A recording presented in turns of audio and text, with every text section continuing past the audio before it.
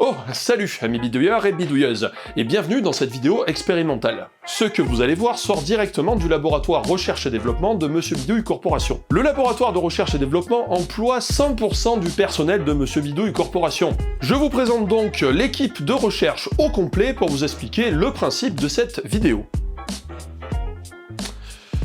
Bonjour amis bidouilleurs et bidouilleuses. Je suis l'équipe au complet du laboratoire de recherche et développement de Monsieur Bidouille Corporation. Bon, on va arrêter cette blague, hein.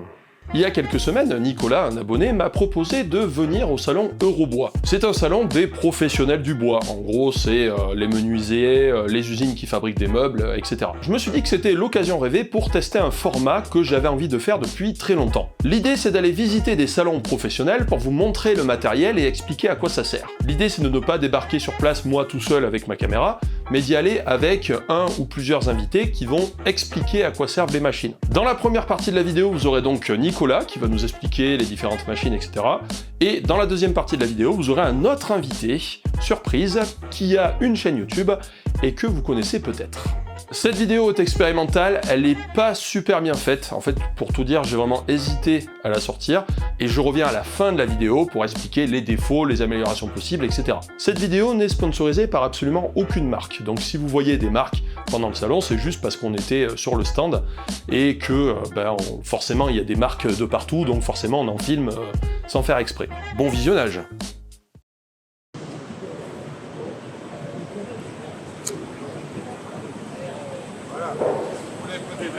Les mecs ont carrément ramené une usine sur place. Donc là, on a un système qui permet d'agrafer directement le tissu. En fait, c'est ça, c'est pour agrafer le tissu qu'il y a sur le... Ça doit être une sorte de pare-vapeur pour protéger l'isolation. D'accord. Et en fait, là, on a l'agrafeuse qui est fixée dessus et qui va venir poser des agrafes tout le long, directement. Donc c'est de la bonne agrafeuse, hein. Genre de la bonne petite agrafeuse des familles.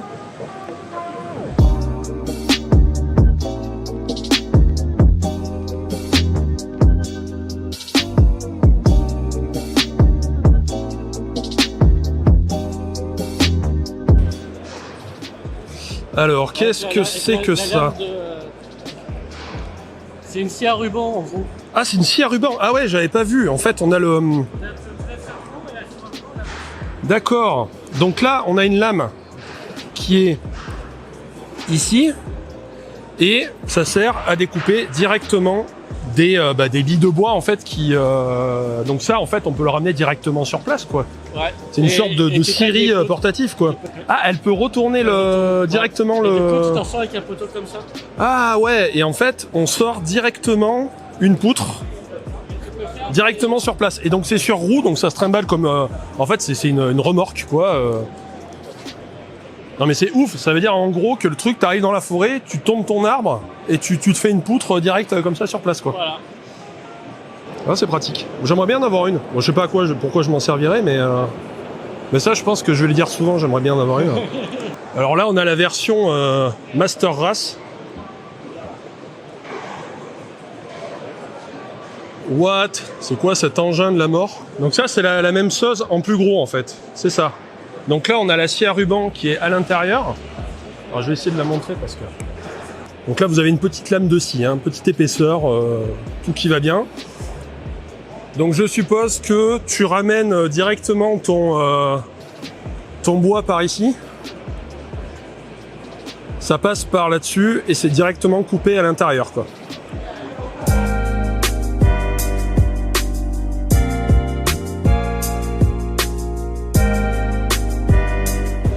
Là, va falloir m'expliquer ce que c'est ce truc. Parce que là, je comprends pas très bien. Il y a des lames au milieu. What? C'est quoi ce truc?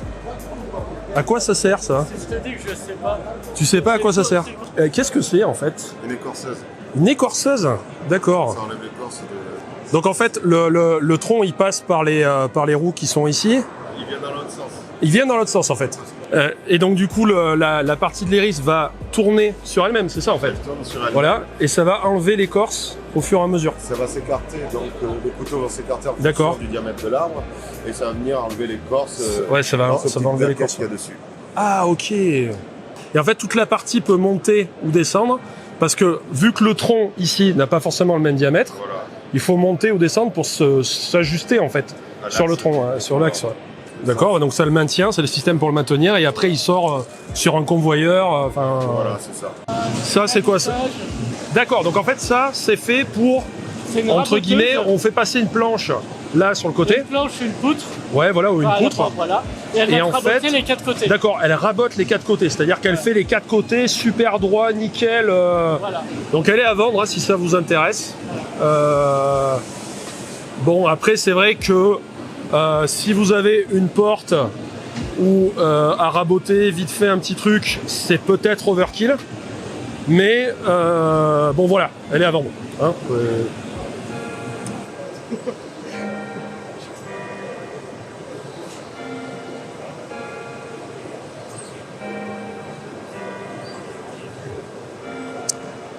Ça, clairement, j'en veux un.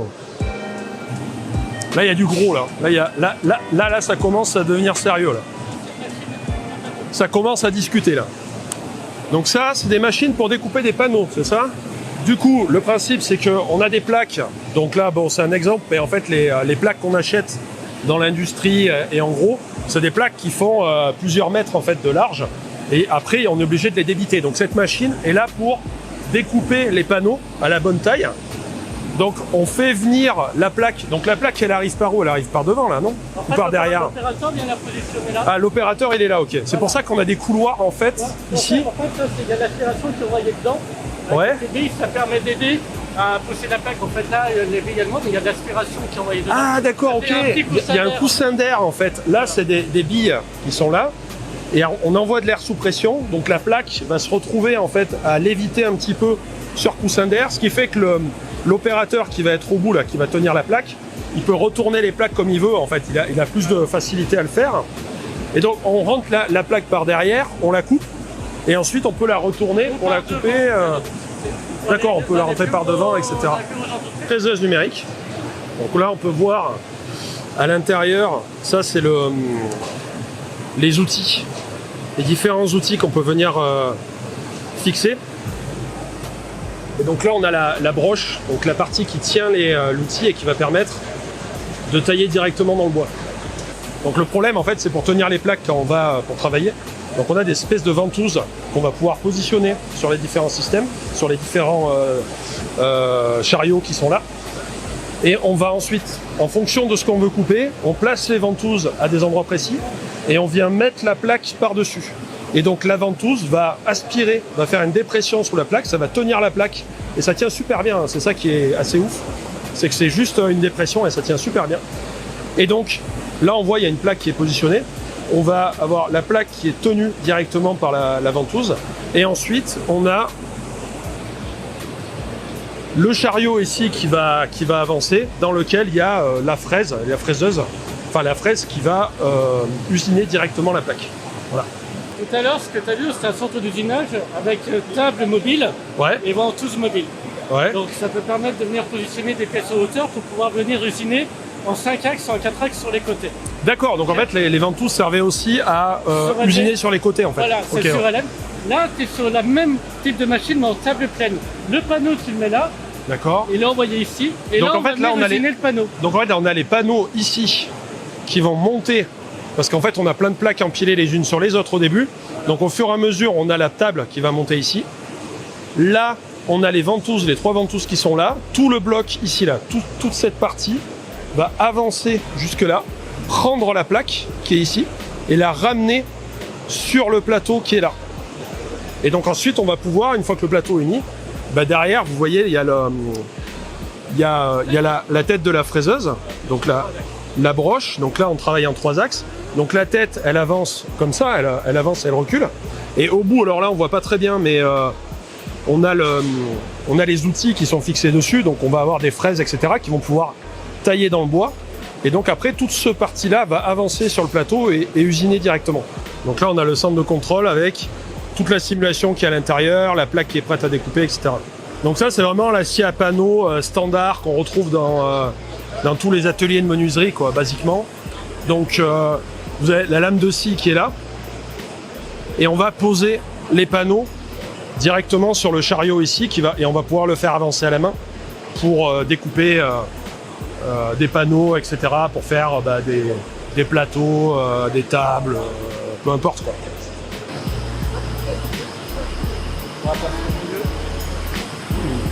Ah, ça sent bon le bois. Alors là, on a un engin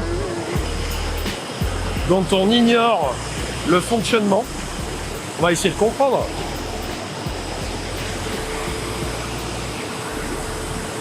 Ça a l'air vraiment d'être une sorte de chaîne de prod. Donc on ne sait pas trop comment ça marche, mais en tout cas, on sait que le résultat, c'est ça. On appelle ça il y a plusieurs termes. Ça dépend des régions, dents de scie ou emboutage. Emboutage ou dents de scie. On a besoin de coller ou pour les tables. Ouais, pour coller, ouais. Ah, c'est un collage comme ça. Ouais. Ça permet en fait d'augmenter la surface de collage. Ah ouais, c'est pour augmenter la surface en fait. Quand tu mets de la colle ici. Voilà, si tu coupes droit et que tu veux coller, ça va pas forcément très bien tenir. Ouais, donc si on coupe droit et qu'on essaye de mettre bout à bout, ça tient pas quoi. Alors que là, si tu mets de la colle dans les dents, t'augmentes la surface et du coup, ça permet de bien tenir correctement. Voilà. D'accord. Donc en fait, ça c'est une machine qui doit faire ce genre de truc quoi. Voilà. Ça c'est une déligneuse, ça sert. Donc on met un plateau de bois massif ici. Donc on a la lame qui est ici. Ça c'est la lame qui va couper. Ici on voit quand on positionne le tronc, vous voyez il y a un laser. Alors je sais pas si on voit bien là. Là vous voyez la ligne rouge, c'est un laser qui sert en fait à voir où est-ce que la lame va passer. Et donc la lame va sortir d'ici et découper la planche bien droit derrière. Donc là on a une ponceuse à panneaux.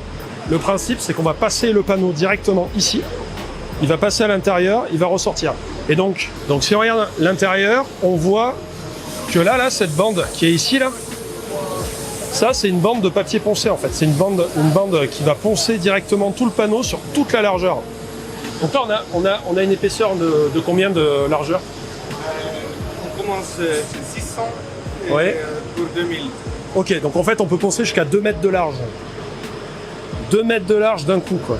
On a vu à côté pour poncer le dessus d'un panneau, et là on peut poncer le côté d'un panneau. Le tapis ici qui va poncer le champ, le côté du panneau.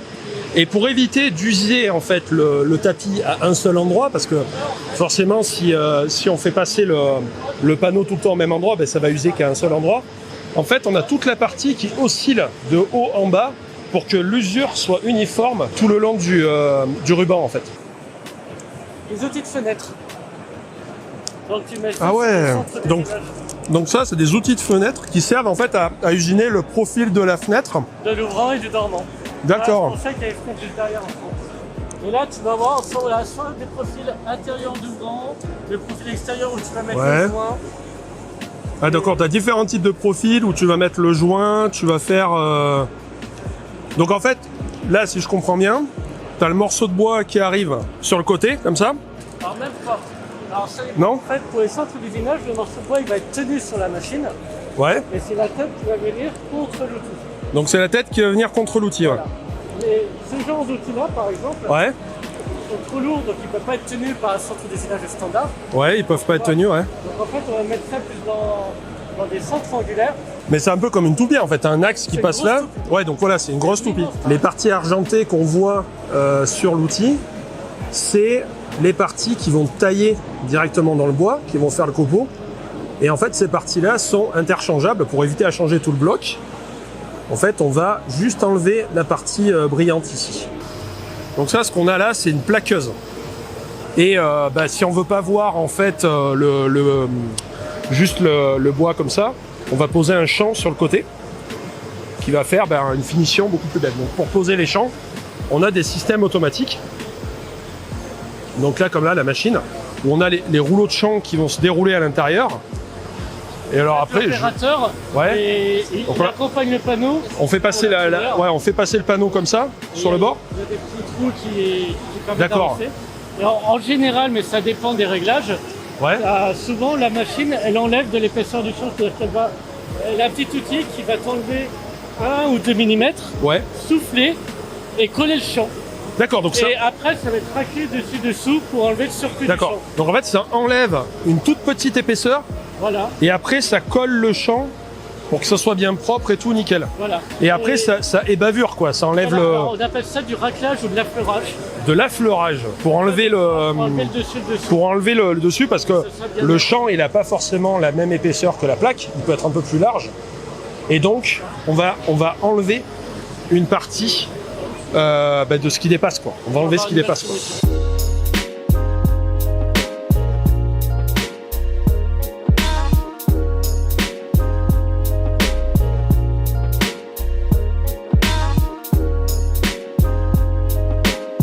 Tu as la possibilité de faire plusieurs trous en même temps. Ah d'accord, en fait là on a un truc qui est fait pour le perçage sur le côté en fait. C'est pour optimiser. Ah on le voit les trous, on voit les forêts là, on voit les mèches qui percent directement. Donc là bien sûr c'est fait dans le vide parce que c'est pour de la démonstration. Mais basiquement c'est fait pour faire des trous, donc après derrière on peut faire ce genre de choses en série quoi. C'est pas pour du panneau, ouais, c'est fait pour travailler du... Ah, pour de la main courante en série, pour des balustres, Ouais, balustres, main courante, garde-corps, ouais, des garde-corps, de tout ça, balcons, ouais. de terrasses, ou ainsi de suite, ça peut D'accord, faire des trucs. Alors pour la petite C'est incroyable. anecdote, tu vois le bout des outils sont plats. ouais. T'as les forêts et t'as les mèches dans le bois. À fond plat, c'est parce que tu ne débouches pas. Enfin, il y a un trou et ton trou t'as besoin qu'il finisse plat. parce que ça D'accord, prend un peu. ouais. Par contre, quand tu fais un trou débouchant, si tu fais un trou qui débouche avec ça, quand tu vas ressortir, tu vas éclater. Ah ouais, derrière. tu éclates, ouais. Voilà. Donc avec les panneaux, eh ben, tu travailles toujours avec des lances. Le bout des outils finissent en Ouais, pointe. en pointe, Pour ne pas éclater. déboucher, voilà. Alors que quand on débouche pas, on utilise des forêts plats pour que le fond du trou en fait soit bien plat, quoi. Voilà. Donc là, on a une machine qui est faite que pour faire des trous. Enfin, basiquement, le truc c'est, tu as un panneau qui circule et à l'intérieur, il y a tout un tas de systèmes pour percer directement et faire les trous pile à l'endroit que tu veux, etc. Mais ça fait que ça, on fait que des trous. Ça qui est beau, ce qui est marrant dans ces salons, c'est que c'est vraiment bourré de matos. Là, on a une espèce de machine d'aspiration ultime. Est-ce qu'ils donnent des noms rigolos un peu avec leur machine, genre l'aspirator 3000, le C'est des noms désannusseur, importants non? aussi.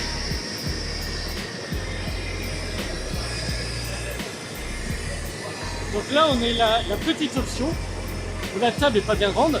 Et les ventouses, en fait, c'est ça. Donc la ventouse, tu viens positionner tes ventouses toi-même. Ah d'accord. Donc, Moi, en fait, elles sont branchées à la machine. là, on a des ventouses qu'on peut poser où on veut. Mais alors, comment elle tient sur la table, la ventouse? Elle est aspirée des deux côtés. Ah, elle est aspirée des deux côtés. Ah ouais, d'accord, c'est une ventouse qui aspire tu fais au un milieu vide là, et t'as qui un aspire vent là dessus, et là. Donc du coup, ça aspire des deux côtés. Ça fait un vide d'air à l'intérieur. Ah mais c'est trop bien ça. Voilà. C'est trop bien. Donc ça, c'est les outils plus conventionnels. Hein. Ça c'est quoi? Ça c'est Ça, c'est une dégauchisseuse. c'est une dégauchisseuse. Donc en fait, on fait passer la section de bois comme ça ici. Et en fait, sous le cache là-bas, on l'a déjà vu, des rouleaux qui tournent. Un rouleau qui tourne, qui va enlever une épaisseur. Voilà. Donc ça, c'est vraiment l'outil conventionnel qu'on trouve chez un ébéniste, quelqu'un qui travaille le bois. Voilà. Et là, ici, Raboteuse. c'est une raboteuse. Donc en fait, on fait passer la planche là-dessous, et ça va enlever aussi une épaisseur. Encore un centre d'usinage. Ah, et donc ça, c'est la tête 5 axes, je me suis trompé, et là, c'est la broche qui est là en fait. Donc là, on a le magasin d'outils, et donc on voit les différents types d'outils qu'on peut avoir dessus. Donc l'outil, c'est ce qui va vraiment travailler le bois, et on voit qu'on a plein d'outils différents. Hein. On a aussi bien des fraises classiques, mais on peut aussi avoir, là, on voit une lame de scie, etc. Donc on peut faire plein d'opérations en fait sur le bois pour le découper.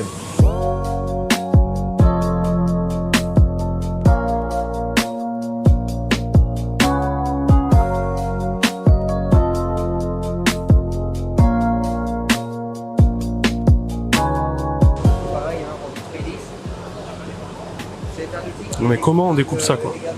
Ça c'est découpé comment ce truc? C'est juste en fait on passe les outils. Et... Donc là les pointes ici c'est du diamant. Donc du diamant Industriel, je peux pas dire de synthèse, on va Ouais. dire. Ouais, on peut dire ça comme ça. Et mais bon, ça doit quand même douiller. Hein.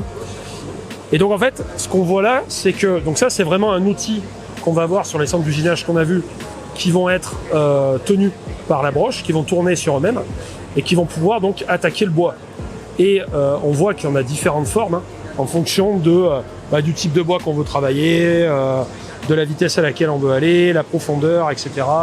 Si on veut faire l'angle aussi, voilà, l'angle, si on perce ou pas d'ailleurs, je suppose aussi. Ouais, des fois il y a 2 angles aussi. Ouais, parce que là on voit quand même. Donc en fait là on a l'impression que mais en fait c'est ultra calculé.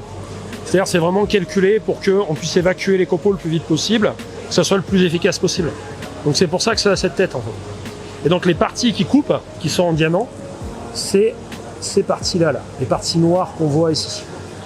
Là-bas, tu as la machine à charpente. La machine à charpente. Ah, on est en train de finir le coup. Tu vois, la taille des outils change un petit peu. Hein. Et encore, ils sont petits. Hein. Ils sont petits. Ah, c'est du gros là. Alors, donc là, ça, c'est vraiment pour travailler de la poutre. Donc en gros, on fait rentrer une poutre là-bas à l'intérieur et on a tout un système pour couper, pour tailler la poutre, pour faire des charpentes en fait, c'est ça. Voilà. Donc on vient usiner dessus et tout. C'est pour faire toutes les liaisons, les queues d'aronde. Ah ouais, en fait, ouais, quand on fait Voilà, ça taille pas la poutre. Ouais. Ça va faire les mortaises, les tenons, les assemblages spécifiques. Ouais, tout ce qui est assemblage de charpente, quoi. Voilà. Ok. Incroyable. Donc en fait, ça sort direct là et ensuite on fait ramener le truc sur le bord pour ensuite l'amener ailleurs, quoi. Quand tu vas dans les hôtels, les salles de bain, ce sont toujours un truc. C'est toujours en fait un truc comme ça et t'as l'impression que c'est taillé dans la masse. C'est du corian. Ici, ce qu'on a, c'est une matière qu'on appelle le corian, qui est une résine en fait, hein, c'est ça. C'est une sorte de résine Ouais, qui se travaille comme le bois. Qui se travaille comme le bois, qu'on peut poncer, etc. Et du coup, on a un moule, on voit la forme ici, qui est un moule d'évier ou de vasque ou quelque chose comme ça. Et on va, le corian, on fait comment? On le chauffe en fait, c'est ça? Voilà. Ouais, on le chauffe pour qu'il prenne la forme du moule. Et le temps qu'il refroidisse, on va utiliser cet engin-là, qui est une presse sous vide en fait. C'est-à-dire que là, on voit la partie blanche, ça fait un peu des plis, etc. C'est une membrane en fait. On va faire le vide, la membrane va venir plaquer le corian sur le moule, le temps que ça refroidisse. Et quand on va lever la membrane, on va avoir un évier de salle de bain ou une vasque ou quelque chose comme ça, ou un plan de travail qui va avoir la forme qu'on veut en fait. Donc c'est vraiment génial parce ça peut se travailler et c'est fait d'un seul bloc. Donc il n'y a pas de jointure, il n'y a rien, c'est nickel quoi. Attends, je fais juste quelques panoramiques comme ça, histoire d'avoir des images d'illustration. Je croyais me cacher. Olivier Verdier qui a une chaîne YouTube, ouais, c'est ça, de menuiserie. Menuiserie du village, et voilà, je suis artisan menuisier et je suis aussi youtubeur et je fais des films de comment ça s'appelle, de vulgarisation. Tu fais des films? Je fais des films, oui. Ouais, Je fais pas des vidéos, je fais des films. Ouais. Je travaille l'image. J'essaye de faire de mon mieux pour que ouais, ce non, mais soit c'est super bien. Je vous conseille, hein, vraiment, c'est super cool. On apprend plein de trucs. Et donc voilà, je partage mes savoirs, mes connaissances, mes expériences, mes ratés et tout ce qui touche autour du domaine du bois. Alors moi, je compte bien à ce qu'il nous récupérer quelques machines, quelques trucs. Ouais. On va essayer de voir si avec lui on peut négocier. C'est pas aussi automatique que ça. Hein. Pas rêver, alors déjà direct, on va au stand Festool.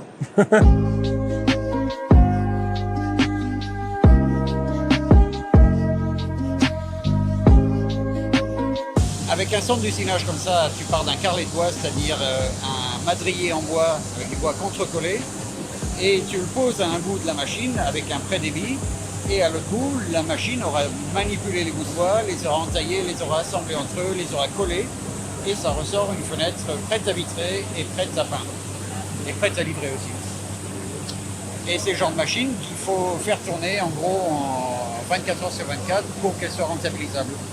Ça coûte 300 000 €, et voilà, c'est une machine d'industrie. Ouais. Les machines qu'on voit là, en fait, c'est des machines qui sont ultra spécialisées, quoi. Ces machines-là, elles sont en spécialité pour faire du caisson de cuisine, ou des portes, ou des fenêtres, ou des portes et fenêtres. Ouais. Voilà, il y en a. En fait, tu vas chier genre 2000 portes il faut à la journée, voilà. Ces machines, elles sont rentabilisées que si elles travaillent en 2x8 ou 3x8. à produire des caissons de cuisine ou des fenêtres, ça dépend. D'accord. Alors que toi, en fait, ce que tu veux, c'est une fraiseuse qui soit plutôt polyvalente pour expérimenter des trucs, faire en fait des choses que tu pourrais pas faire à la main, quoi. Voilà, exactement. Voilà. Ou faire du texturage, faire tout un tas d'expérimentations que j'ai pas encore découvert la limite de ce que je pourrais faire dessus, mais je veux essayer des choses. Je veux expérimenter des techniques, expérimenter des assemblages, expérimenter plein de choses, voilà. Cet outil-là qu'on voit, donc ça, c'est vraiment ce qui est fixé. Donc là, c'est la partie qui tient l'outil. Le cône. Là, on a l'outil en lui-même. Ce qu'on appelle l'attachement, ça. Voilà. Et là, voilà, l'attachement, donc la partie qui va être fixée sur la broche, en fait. Voilà, et la broche, elle vient. Voilà. Ici, la référence, elle est là. D'accord. Donc là, le moteur de la broche, enfin la broche est fixée là. Ça va tourner sur lui-même et là, on va pouvoir attaquer. Et donc, bien sûr, des outils comme ça, il y en a des milliers de sortes différents. Hein. Voilà, en fonction de ce qu'on veut faire. Donc là, par exemple, c'est plus spécifiquement pour la charpente. Avec une fraise à queue d'aronde, elle est collée. Voilà, queue d'aronde pour faire ce genre de motif. Donc là, on voit le V qui est là. Ou là, on a carrément du... on a du gros. On a vraiment du gros là. C'est la même chose en plus gros. Voilà, c'est pour faire... Là, ça y va, quoi. Ouais. Puis là, on a une bonne lame de scie. Pour mettre la main à côté, hein, pour donner une idée.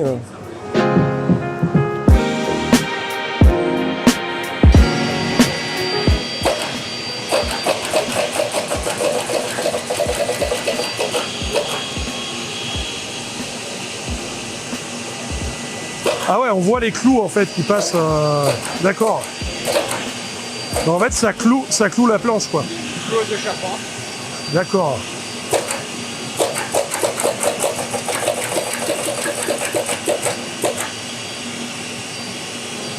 Bon là, on a tous les systèmes d'assemblage possibles et imaginables. Les vis, les clous, tous les systèmes de fixation possibles. C'est-à-dire assez révolutionnaire. Vends-nous le produit, Olivier. Alors, l'huile Rubio, c'est du monocouche. Du monocouche. Du monocouche et qui sèche en un éclair. Un éclair. Et ça sèche super vite, quoi. Ça sèche super vite. Ça te dégage l'espace de travail dans ton atelier. D'accord. Voilà. Et ça te fait une finition superbe. L'huile est au milieu, là. L'huile est au milieu. D'accord. Il y a une planche qui va arriver. Il y a une planche qui va arriver, tu vois, ça va imprimer le motif du bois.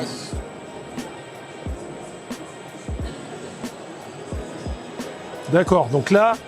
Ah ouais, on voit le motif de la planche sur le rouleau. Donc là, elle est huilée.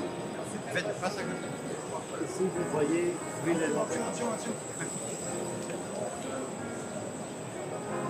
Donc là, on a les brosses qui répartissent l'huile. Et là, on a derrière l'huile qui passe. Ah ouais! Magnifique. Bon, j'espère que cette petite expérience vous aura plu. Bon, c'était vraiment à l'arrache. Hein. Je pense qu'au niveau du son, ça risque d'être un peu touchy. On va voir un peu ce que ça donne. Beaucoup de choses, vraiment beaucoup de choses à voir. C'était vraiment très intéressant. Il y avait vraiment, voilà, masse de matos et tout. Voilà, moi personnellement, j'ai appris énormément de choses sur le salon. J'espère que pour vous, c'est réciproque. N'hésitez pas à me dire ce que vous en pensez dans la vidéo. N'hésitez pas à me le dire dans les commentaires si vous aimez pas ce concept. Voilà. Et puis moi, je vais essayer d'améliorer ça, éventuellement acheter un petit peu de matos, du micro, etc., etc. Parce que il y a d'autres salons à faire. Et je me dis que si ça vous plaît, pourquoi ne pas retenter l'expérience avec éventuellement d'autres guests. Et oui. Allez, je vous dis à une prochaine, amis bidouilleurs et bidouilleuses. Bon, je pense que vous n'êtes plus très nombreux à avoir regardé cette vidéo jusqu'à la fin. Si vous êtes encore là, félicitations à vous. Vous avez vraiment du courage. Qu'est-ce qu'on peut dire sur cette vidéo? Alors déjà, le premier truc, c'est que ça bouge dans tous les sens et que la mise au point est pas toujours parfaite, etc., etc. Bon, déjà, il faut remettre cette vidéo dans son contexte. J'ai su que j'allais au salon Eurobois à peu près une semaine en avance. Donc, j'ai absolument pas eu le temps d'acheter du matériel, de me préparer, de louer du matos ou d'emprunter quelque chose. J'ai pris le matériel que j'avais et j'y suis allé avec ça. Le problème, c'est que ça va très bien pour faire les vidéos comme je suis en train de faire ici, ça va très bien quand je suis avec un cadreur pour faire les vidéos que vous voyez que je fais par exemple chez RTE ou autre en déplacement, mais quand je suis tout seul, eh ben c'est un petit peu la merde. Pourquoi? Parce que c'est lourd, c'est incroyablement lourd, et d'ailleurs dans un des passages avec Olivier, vous pouvez voir que le plan commence à s'incliner légèrement vers le haut, tout simplement parce que j'ai de plus en plus de mal à tenir la caméra. Mais clairement, ça manque vraiment de plans propres, stables. Je lirai ce que vous en pensez dans les commentaires, mais personnellement, je pense que ce format a du potentiel. Simplement, il faut que j'ai le bon matos et que je trouve les bonnes habitudes pendant le salon pour pouvoir faire des plans corrects, etc. Voici les quelques pistes que je pense suivre pour améliorer ce genre de format. Déjà, d'une part, je pense que je vais m'acheter une caméra type sportive, genre GoPro ou quelque chose comme ça, et cette caméra, je la monterai sur une gimbal qui sera forcément beaucoup plus légère car la caméra est beaucoup plus petite, et surtout ça serait beaucoup plus maniable, ce qui me permettrait de faire des plans qui soient fluides, qui bougent pas dans tous les sens, qui sont bien stables. La deuxième amélioration, c'est au niveau du son. En fait, je ne savais pas du tout ce que ça allait donner, et donc je répète pas mal de fois ce que dit mon interlocuteur dans la vidéo. Pourquoi je fais ça? Parce que j'étais pas sûr qu'on l'entende bien au micro, et c'est pour ça que des fois je répète les choses. Au final, le micro, donc c'est un micro-cravate, c'est le même que celui-là, enfin c'est celui-là que j'ai utilisé, c'est pas plus mal, il y a quand même beaucoup de bruit ambiant, mais bon ça on pourra jamais l'enlever, parce que dans les salons il y a énormément de bruit, surtout quand il y a des machines qui fonctionnent, etc. Donc c'est comme ça, faut faire avec. Simplement, je suis en train de réfléchir à comment mon interlocuteur pourrait lui aussi avoir un bon son. Je le rappelle pour que ce soit bien clair, cette vidéo n'est sponsorisée par absolument aucune marque, j'ai pas du tout touché de blé pour filmer ce salon. Si on parle de la marque de produits de finition Rubio, c'est parce que Olivier est là pour représenter la marque sur le salon, donc je fais une petite blague où il en parle, etc. Pour terminer, je remercie Nicolas qui m'a envoyé ce message et qui est super sympa, qui a bien voulu me faire des explications. Je connaissais pas du tout en fait avant la vidéo. Je remercie aussi Swood, qui est un plugin pour SolidWorks. C'est l'entreprise qui m'a invité sur le salon via Nicolas. Donc Swood, c'est un plugin qui va sur SolidWorks pour piloter les machines numériques. Je remercie Olivier Verdier pour sa gentillesse et pour avoir bien voulu faire un tour avec moi et pour toutes les explications et toutes les discussions qu'on a pu avoir. Et je remercie le stand de Rubio aussi, à qui j'ai piqué pas mal de bouffe à la fin du salon, pendant qu'on discutait avec Olivier. Sinon, on se revoit à la fin du mois, c'est sûr, pour une grosse vidéo, encore une visite d'un endroit assez exceptionnel. Ça va être une tuerie, je vous le garantis. Et donc je vous dis à une prochaine, amis bidouilleurs et bidouilleuses.